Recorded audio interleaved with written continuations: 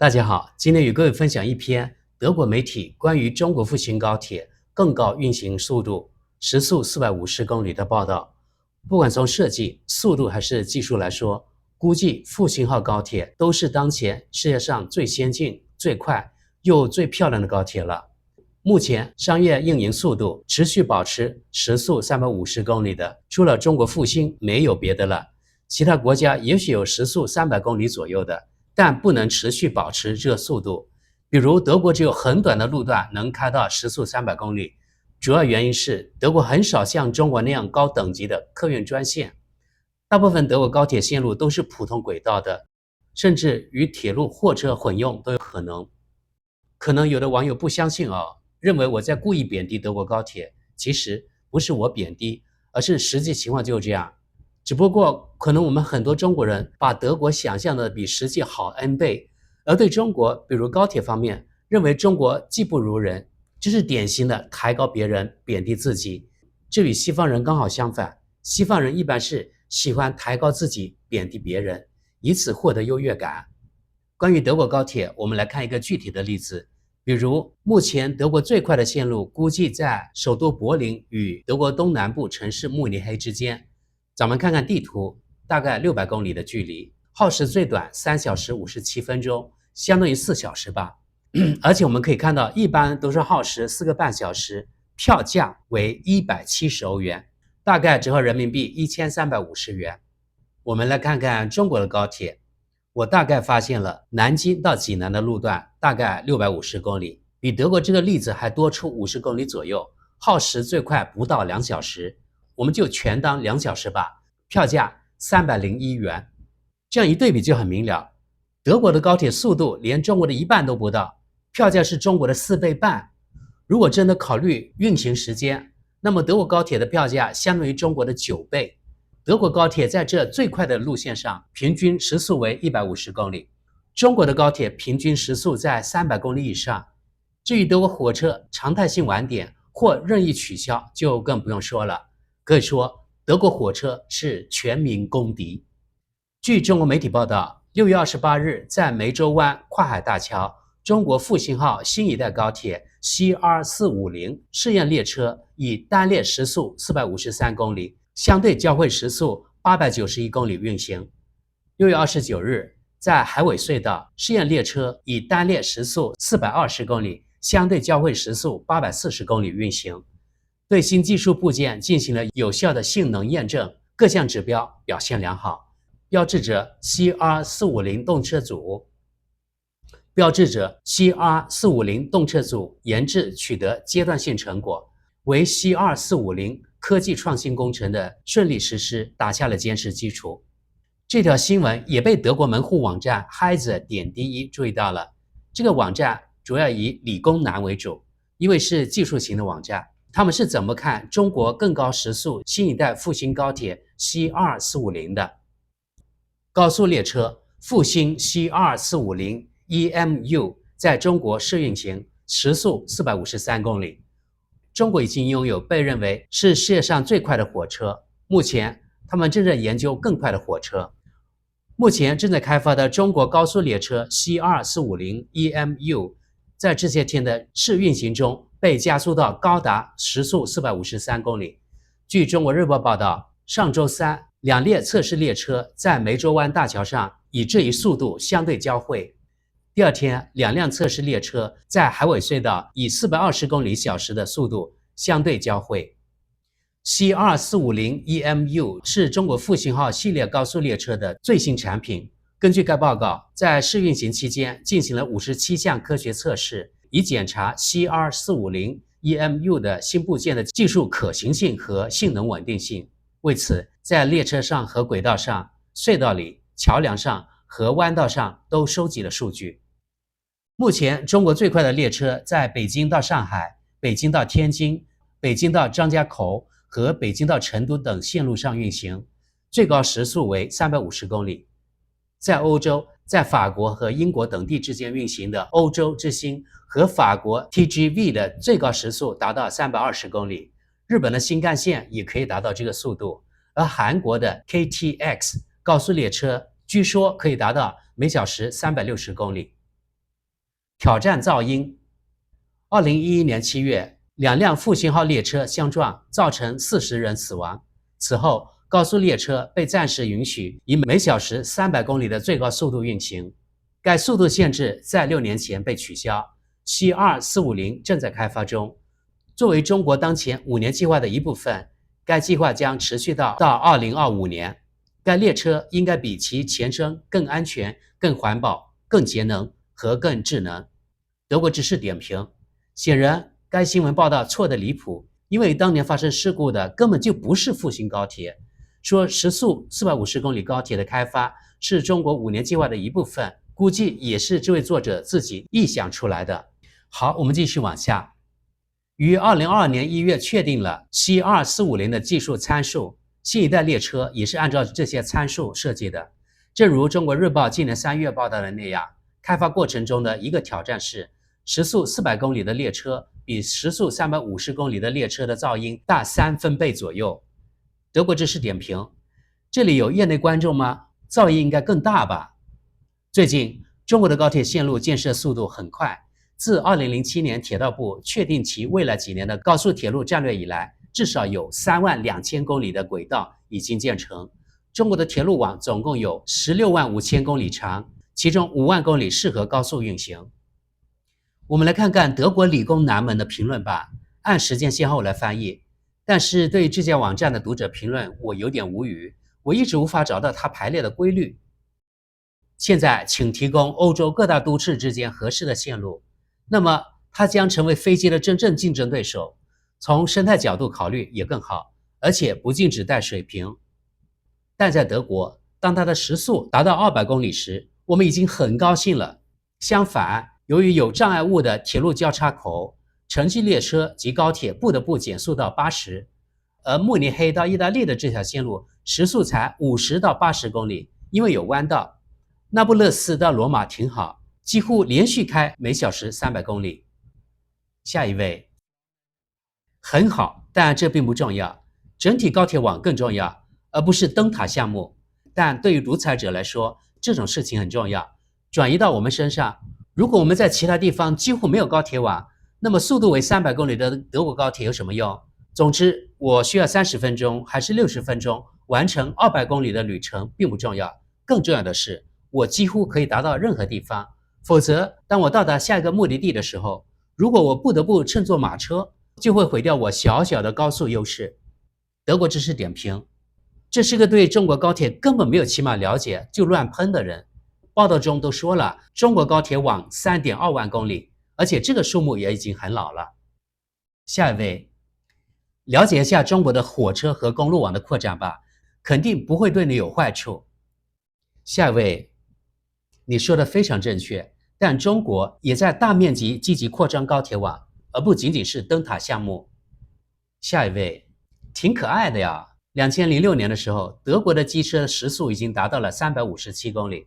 对于高速列车来说，我希望在列车内也能实现多重机动化，已经成功用于德国高铁。2006年，西门子金牛座的机车已经达到了357公里每小时的世界纪录。因此，在2023年，设计时速为453公里的高速列车也没什么了不起的。车轮轨道系统很容易就达到每小时500公里的速度，更高的速度是可能的。但在德国，受电工架空线的原理根本不允许更快，在超过时速500公里的情况下，仅产生火花间隙，但不再移除功率。德国知识说明，因为太技术性了。最后这句话我没有理解，请高手来扫盲一下。然后我们继续啊，顺便说一下，8年前日本的磁悬浮公司在全列车组的情况下达到了时速603公里。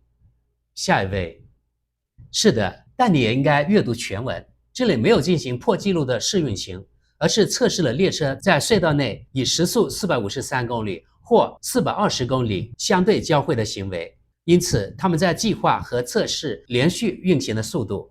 对我来说，德国根本就没有类似的计划，更不用说测试了。虽然德国的铁路部门喜欢沉浸在 Hyperloop 的幻想中，但在中国，他们不太依赖空中楼阁，而是测试真正的进展。创造记录可能会给人留下深刻印象，这或多或少是他们的目的。但在铁路上能持续运行才是有注意的，为了在亚洲而不是欧洲。下一位，这位网友是对前面提到的很高的速度，他是这样说的：要达到这么高的速度，这需要一、政治意愿，包括在民众中的政治意愿，以便建造和使用高速铁路；第二，使用场景，在欧洲哪里需要那么快的高铁？停靠非常密集，所以不需要时速450公里。下一位，轨距和安全是挑战。电动机车没有电池，电力来自架空线。电动机车的功率质量比内燃机好得多，而且火车的滚动和空气摩擦比汽车小得多。从纯粹的物理角度来看，建造一列能以时速500公里行驶的火车，并不是什么大不了的成就。问题是否安全？欧盟、英国、美国、中国的轨距是1453毫米，最初是罗马有篷马车的轨距。与汽车相比，火车的速度、小轨距和相当高的重心，如果有东西躺在铁轨上，那就……下一位，对这一点，德国很快就会跌落回1930年的水平。上周从柏林到埃森，我不得不乘坐 ICE 德国高铁。在去程中，列车取消了，他们把所有人都挤到了经由马格德堡的列车上。该列车改道，车上非常拥挤，我不得不站在头等车厢的过道上。在回程中，一次出警行动和3个技术故障造成了超过2小时的晚点。然而，最令人沮丧的是糟糕的与乘客的交流。在火车已经在完全不同的轨道上行驶了1个小时之后，火车里的解说仅限于片言只字。德国知识点评，这位读者描述的乘坐德国铁路公司的火车非常有代表性。德国火车晚点或临时取消车次简直是家常便饭，而且更奇葩的是，火车司机迟到是火车晚点比较常见的原因。可见德国人的工作态度如何。我觉得这样的事情在中国的火车上应该是极少会发生的吧。我从来没有听说过哪个火车司机敢迟到的在中国。下一位，这位读者也在控诉他在德国坐火车的经历。4趟德国高铁 ICE 有3趟是有故障的，所以说德国很快就会跌落回1930年的水平。2019年9月，我度假，乘坐火车穿越中国，行程4000公里。我对中国的高铁网感到非常惊讶。当时3万公里的高铁网，每段旅程的时速都达到302到305公里最高时速，而且准时到分钟。你可以蒙着眼睛登上火车，准点到，正确的车厢门就在站台上标记的位置。我的女儿现在已经是短时间内第4次往返于柏林、慕尼黑之间的线路了。上周星期五，她晚了117分钟到达慕尼黑。列车超员严重，旅客不得不下车。列车在 Kingding 的某个地方开不动了 ，ICE 高铁出故障了，不得不从外面修理。现在已经晚点50多分钟了。最近一次坐火车，晚上10点被困在中途一个城市，闪电、雷雨，无法继续运行，改到另一个城市，晚点2小时，然后又换乘慢车前往目的地，在晚上间隔40分钟才有一趟车。像德铁这样要实现交通转型，要大家环保出行，改坐火车是行不通的，但在中国当然是可行的。下一位，这位读者应该没有去过中国，但看见刚才那位描述他在中国坐了4000公里高铁的感受后，这位读者也来发表自己的高见，其实是傲慢与偏见。他说，中国的情况并非如此，搞几个可以向国外媒体展示的灯塔项目，并不能构成一个覆盖全国大部分地区的有效高铁网络。例如，法国就是这样一个例子，每个人都在关注高速 TGV 在短时间内跑了巨大的距离，但对于正常的线路，法国铁路网络几乎无法使用，在许多城市的连接很差，一切都集中在巴黎。日本的情况则不同，新干线也是超级准时的，而且非常快，但火车票非常昂贵，以至于我经常听到，当我想去某个地方旅行时，一个日本人会乘坐飞机去，因为它更便宜更快。对于持有铁路通票的我来说，只有老外才有，这当然是另一回事。因此，是的，德国应该在这方面做得更好，但中国肯定不是榜样，我宁愿以瑞士为榜样。德国知识点评，如前面所说，估计这位高傲的德国人根本没有去过中国，或者不了解全世界最广泛的高铁网就在中国，但他却为新干线唱赞歌，甚至连没有高铁的瑞士，他也宁愿用来做榜样。这样的西方人其实很有代表性，因为在他们的认知里，中国怎么可能做得比德国好呢？所以他们宁愿做鸵鸟，也不愿意面对真正的中国。在这里补充一句，记得当年中国刚有高铁的时候，德国媒体说在中国坐得起高铁的都是富人。下一位，还是这位读者，前面有位老外说他在上海从来没有觉得有必要自己开车，因为中国的公共交通很好。于是呢，又是这位读者回应道，我在柏林也没有必要自己开车，但我们在讨论德国的铁路运输，大多数人并不住在超级大都市。一个全德国的铁路网比一列时速400公里以上的火车要有价值得多。无论是从覆盖面还是从运力上来说，德国的铁路网肯定可以再次扩大，还有更短的发车间隔和更高的准点率。但更高的最高时速，我们德国不需要。要是能有更高的平均速度就好了，但时速150公里也就够了。德国知识点评，看，这就是德国人对德国铁路的期望，平均时速150公里就满足了。看到这里，我不怀好意的笑了。说到更短的发车间隔，当年中国高铁刚兴起的时候，铁路部门的领导说今后中国的高铁会公交化。当时我的内心是非常鄙视的。我想，中国的高铁都还没有，更别说什么公交化了。但是如果你看看今天中国高铁的发车频率，那可是真的公交化呀。比如说，大家注意看广州、深圳之间平均大概每5分钟就发车一次，真的像地铁的频率啊。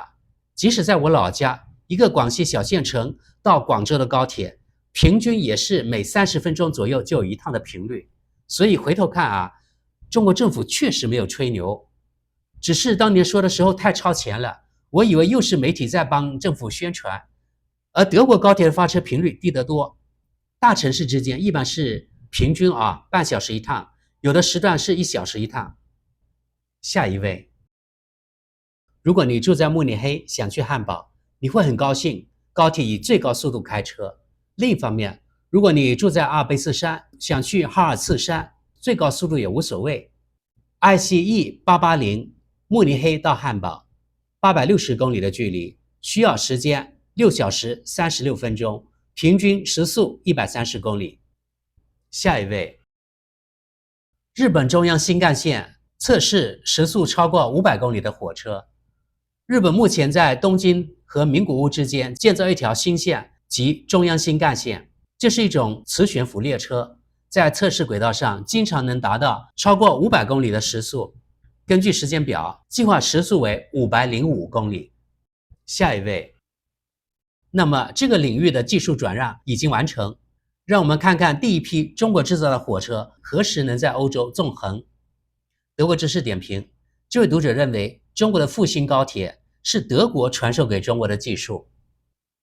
下一位，这位读者是回应有位读者说中国自己扩建中国高铁网的事情。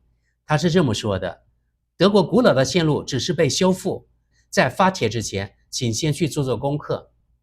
你忘记了德国高铁网络已经有30多年的历史了，但你更愿意在30年历史的轨道旁直接建造新的轨道。德国不是中国，那里有大量的空间，老百姓很可能会因为这样的线路而被搬迁，不管他们是否愿意。下一位，高能源消耗对环境有害，这样的技术是不可持续的，对环境不利。中国再次作为反面教材，中国人仍然不明白这点。下一位，只要不那么环保的火车旅行取代更不环保的飞机旅行，我就会说中国人比大多数德国人更明白。德国人更喜欢独自驾驶汽车在高速公路上以时速200公里飙车。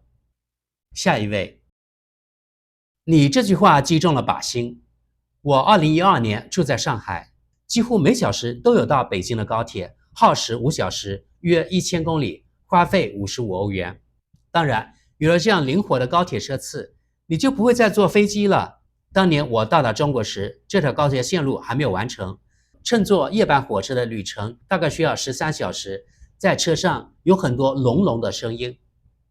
德国之士点评：这么不严谨的德国人，把1300多公里的高铁线路直接减掉了300多公里，这样才显得中国的高铁没有那么快。实际上，现在京沪高铁最快是4小时18分钟，距离是1318公里。就是说，现在京沪高铁的平均时速比德国读者说的快了整整50%。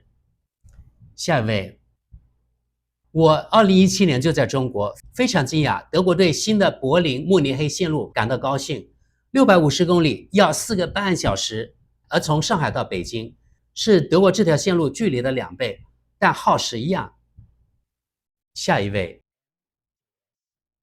前面有位读者说，中国京沪高铁的铁轨大部分是由桥梁组成的，所以速度才快得起来。于是这位读者说，我真的很高兴，我们生活在一个民主国家，只是为了让少数人能够更快地从慕尼黑到柏林，国家就会被毁容。最重要的是，所有每天都要忍受这种令人难以置信的美丽建筑的人，完全得不到任何好处，因为以时速450公里行驶的高铁，中途停靠是没有意义的。在中国，当涉及到党的面子工程时，人们当然没有什么发言权。德国知识点评：西方现在正在搞文化大革命，我说的没错，因为西方人现在开口闭口就是民主自由，已经变成了一种宗教信仰了。下一位，中国人真的只明白一件事，面子比一切都重要。在内政和外交方面，中共和小维尼熊利用技术和进步作为烟幕，他们对环境不屑一顾，他们可以把枯草和戈壁涂成绿色。我打算泡杯茶，笑看中国人的豆腐渣工程。好了，朋友们，今天的节目到此结束。我有点意外，也有点失望，这么技术性的话题，竟然在德国理工男当中也有一些意识形态至上的键盘侠。